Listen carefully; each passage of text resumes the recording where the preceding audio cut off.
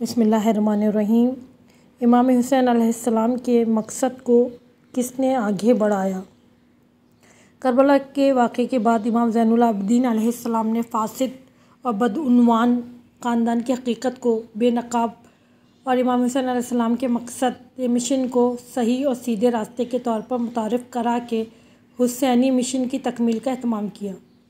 کربلا میں رسول خدا صلی اللہ علیہ وسلم کے نواسہ امام حسین علیہ السلام کی عظیم قربانی کے بعد امام زین العابدین علیہ السلام کو خاندان رسالت صلی اللہ علیہ وسلم کے دوسرے افراد کے ہمراہ کوفہ اور شام لے جایا گیا، جہاں انہوں نے اپنی پھوپھی محترمہ سیدہ زینب علیہ السلام کے ہمراہ فاسد اور بدعنوان خاندان کی حقیقت کو بے نقاب اور امام حسین علیہ السلام کے مقصد مشن کو صحیح اور سیدھے راستے کے طور پر متعارف کرا کے حسینی مشن کی تکمیل کا اہتمام کیا۔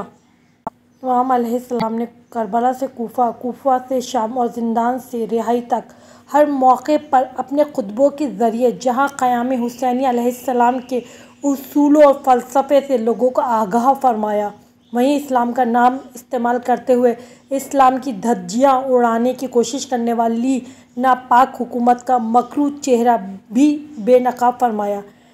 حضرت زینب اور امام زین العابدین علیہ السلام نے امام حسین کے پیغام کو لوگوں تک پہنچایا۔ Hello, guys, thanks for watching my videos. Like, comment, share and subscribe my YouTube channel. Don't forget to press bell icon. There will be more Islamic and informative videos. Ilm Kashat.